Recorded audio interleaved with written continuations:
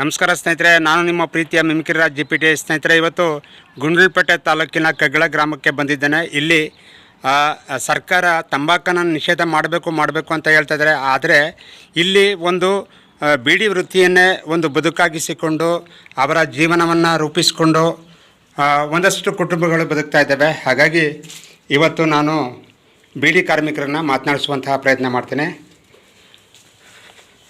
Sir ನಮಸ್ಕಾರ. ತಮ್ಮ ಹೆಸರು? ಸುಮಾರು ಇಲ್ಲಿ ಬೀಡಿ ಕಾರ್ಮಿಕರೆಲ್ಲ ನೋಡ್ತಾ ಇದ್ದೀನಿ. ಹಾಗಾಗಿ ಈ ಬೀಡಿ ಕಾರ್ಮಿಕರಲ್ಲಿ ಮುಖ್ಯವಾಗಿ ನಾವು ಕಾಣುವಂಥದ್ದು ಕೆಲವರು ಈ ತಂಬಾಕನ್ನು ನಿಷೇಧ ಮಾಡಬೇಕು ಅಂತ ಸರ್ಕಾರ ಹೇಳ್ತಾ ಇದ್ದಾರೆ. ಇದಕ್ಕೇನು ಹೇಳ್ತೀರಿ? ಜೀವನ ಇದೇ ನಮ್ಗೆ ನಾವು ನಿಷೇಧ ಮಾಡಿಬಿಟ್ಟು ಏನು ಮಾಡ್ತಾರೆ, ಬೇರೆ ಜೀವನ ಇಲ್ವಲ್ಲ ನಮ್ಗೆ. ಇದು ನಿಷೇಧ ಮಾಡಬೇಕಾದ್ರೆ ನಮ್ಗೆ ಯಾವುದೋ ಒಂದು ಕಾರ್ಯಕ್ರಮ ಕೊಟ್ಟು ನೀವು ನಿಷೇಧ ಮಾಡಬೇಕು. ಸರ್ ನಮಸ್ಕಾರ. ಈಗ ನೋಡಿ, ಈಗ ಬೀಡಿ ಕಟ್ತಾ ಇದ್ದೀರಿ. ಸುಮಾರು ಎಷ್ಟು ವರ್ಷದಿಂದ ಈ ಬೀಡಿ ವೃತ್ತಿ ಮಾಡ್ಕೊಂಡು ಬರ್ತಾ ಇದ್ದೀರಿ? ಹಾಂ ಹಾಂ ಹಾಂ ಹಾಂ. ಈಗ ನೀವು ಬೀಡಿ ಕಟ್ತೀರಲ್ಲ, ವಾರಕ್ಕೆ ಎಷ್ಟು ಸಿಗ್ಬೋದು ದುಡ್ಡು? क्या एक वो बैठ को एक शाम बैठ को बदले तो सुबह से शाम तक क्या 1,000-1,500 ग्राम बनती होता है।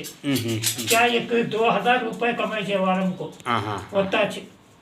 ಈಗ ನೀವು ಬೀಡಿ ಕಟ್ತಾ ಇದ್ರಲ್ಲ, ನಿಮ್ಮ ಆರೋಗ್ಯದಲ್ಲಿ ಏನಾದ್ರು ಸಣ್ಣ ಪುಟ್ಟ ಒಂದು ಕಾಯಿಲೆಗಳು ಕಸಾಲೆಗಳು ಏನಾರು BP ಶುಗರ್ ಏನಾರು ಬರುತ್ತಾ? ಹೆಂಗೆ ಏನು ಹೊಗೆ ಸೊಪ್ಪನ ಘಾಟು आता आया तो हमारे हाथ की को अस्पताल आपको जाको खर्चे करना क्या भी हम ना ये ಉಸಿರಾಟದ ಸಮಸ್ಯೆ ಏನಾರು ಇದೆಯಾ?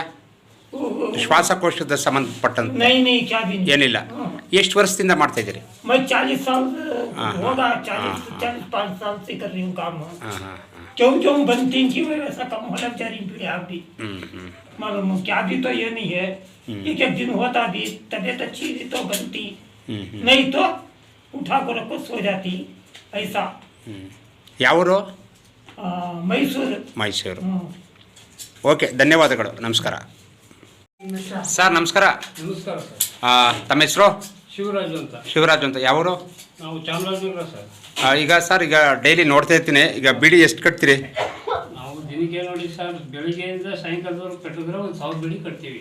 ಎಲ್ಲ ಕಟ್ ಮಾಡಿ ಎಲ್ಲ ಪೂರ್ತಿ ಫಿನಿಶಿಂಗ್ ಎಲ್ಲ ಮಾಡಿ 1,000 ಕಟ್ಟಬೇಕು ಅಷ್ಟೇ. ಸುಮಾರು ಗಿಟ್ಟಿದೆ ಸರ್? ಏನು ಗಿಟ್ಟುತ್ತೆ ಸರ್, 280 ರೂಪಾಯಿ ಕೂಲಿ ಕೊಡ್ತಾರೆ. ಅದರಲ್ಲೇ ಜೀವನ ಮಾಡಬೇಕು. ಈಗ ನೋಡಿ, ಫ್ಯಾಕ್ಟ್ರಿ ಇಲ್ಲ ಆದ್ರೆ ಅವರೇಜ್ ಆಗ್ತಾರಂತೆ. ಇಲ್ಲಿ ಅವರೇಜ್ ಇಲ್ಲ. ಅವರೇಜ್ ಇಲ್ಲಿ ಇಲ್ಲ ಸರ್, ಅವರೇಜ್ 2,200 ಹಾಕ್ತಾರೆ ಕೆಜಿಗೆ. ಸರ್ ನಮಸ್ಕಾರ. ಸರ್ ನಮಸ್ಕಾರ. ಈಗ ನೋಡ್ತಾ ಇದ್ದೀನಿ, ತಾವು ಕೂಡ ಈ ಬೀಡಿ ವೃತ್ತಿಯಲ್ಲಿ ನಿರತರಾಗಿದ್ದೀರಿ. ಇದನ್ನು ಗಡ್ಡಿ ಕಟ್ಟೋದು ಅಂತ ಹೇಳ್ತಾರೆ. 23 ಟೋಟಲ್ಲು ಅದನ್ನು ದಾರ ಹಾಕಿ ಸುತ್ತೋದು. ಸರ್ ಹೇಳಿ ಸರ್, 1,000 ಬೀಡಿಗೆ ಎಷ್ಟು ಕೂಲಿ ಸರ್? ಸರ್ 1,000 ಬೀಡಿಗೆ ಗಣೇಶ್ ಬೀಡಿ ಕಂಪ್ನಿ ಕಡೆಯಿಂದ 283 ರೂಪಾಯಿ ಕೊಡ್ತಾರೆ ಸರ್. 283 ರೂಪಾಯಿ. ಸರ್, ಈಗ 1,000 ಬೀಡಿ ಅಂದರೆ ಈ ಎಲೆ ಹೊಗೆ ಸೊಪ್ಪು ಅದನ್ನೆಲ್ಲ ಕೂಡ ಕಳೆದ ಸರ್ ಕಂಪ್ನಿ ಕಡೆಯಿಂದ 1 kg ಎಲೆಗೆ 2,200 ಬೀಡಿ ಬರಬೇಕು ಅಂತ ಬರುತ್ತೆ ಸರ್ ಅವರೇಜು. ಅದರಲ್ಲಿ ನಾವು ಕಟ್ ಮಾಡತಕ್ಕಂಥ ಎಲೆ 1 kgಗೆ 1,500 ಬಿಡಿನೂ ಬರ್ಬೋದು, 1,200 ಆಗ್ಬೋದು. ಎಲ್ಲ ಕ್ಲೀನಾಗಿತ್ತು ಅಂದರೆ 2,200 ಬರ್ಬೋದು ಸರ್. ಅದರಿಂದ ಅಡಿ ಅವರೇಜ್ ಅಂತ ಇರ್ತದೆ ಸರ್. ಅದರ ಲೆಕ್ಕದಿಂದ ಅದು ಕಂಪ್ನಿ ಕಡೆಯಿಂದ ಕೊಡ್ತಾರೆ ಸರ್. ಅದು ಗಣೇಶ್ ಬೀಡಿ ಕಂಪ್ನಿ ಕಡೆಯಿಂದ 2,200 ಬೀಡಿ ಕೊಡಬೇಕು 1 kg ಎಲೆಗೆ ಅಂತ ಹೇಳ್ಬಿಟ್ಟು. ಮತ್ತು ಹೊಗೆ ಸೊಪ್ಪು ಅದೇ ಥರ, ತಂಬಾಕು ಹೊಗೆ ಸೊಪ್ಪು ಅದೇ ಥರ ಕೊಡ್ತಾರೆ ಸರ್. ಇಷ್ಟು ಬೀಡಿಗೆ ಇಷ್ಟು ಹೊಗೆ ತಂಬಾಕು ಹಾಕ್ಬೇಕು ಅಂತ ಹೇಳಿರ್ತಾರೆ ಸರ್. ಸರಿನಾ ಸರ್? ಅದರಿಂದ ಅಡಿ ನಮಗೆ ಕಂಪ್ನಿ ಕಡೆಯಿಂದ 283 ರೂಪಾಯಿ ಕೂಲಿ ಕೊಡ್ತಾರೆ ಸರ್ 1,000ಕ್ಕೆ. ಪ್ರಶ್ನೆ ಸರ್, ಹೇಳಿ ಸರ್. ಈಗ ನೋಡಿ, ಕಂಪ್ನಿ ಕಡೆಯಿಂದ 1 kg ಎಲ್ಲ ತಗೊಂಡ್ರೆ 2,200 ಬೀಡಿ ಅವರೇಜ್ ಕೊಡಬೇಕು ಅಂತ ಹೇಳ್ತೀರಿ. ತಂಬಾಕು ಕೂಡ ಅಷ್ಟೇ ಆಗಬೇಕು ಅಂತ ಹೇಳ್ತೀರಿ. ಈಗ ಒಬ್ಬ ಸಾಮಾನ್ಯ ವ್ಯಕ್ತಿ ಬೀಡಿ ಕಟ್ಟಬೇಕು ಅಂತಂದ್ರೆ 1 kg ಎಲೆಗೆ ಎಷ್ಟು ಎಲೆ ಬೀಳುತ್ತೆ? 1,600 ಸರ್. 1,800. 1,500. ಏನು ಮಿಕ್ಕದ ದುಡ್ಡು ಕೈನಿಂದ ಹಾಕ್ಬೇಕು ಸರ್. ಕೈನಿಂದ ಹಾಕ್ಬೇಕು, ಸಾಲ ಮಾಡ್ಬೇಕು ಸರ್. ಈಗ ಈ ತರ ದುಡ್ಡು ಕಳ್ಕೊಂಡ್ರೆ ಬೀಡಿ ಕಾರ್ಮಿಕರಿಗೆ ಏನ್ ಲಾಭ, ಏನ್ ನಷ್ಟ?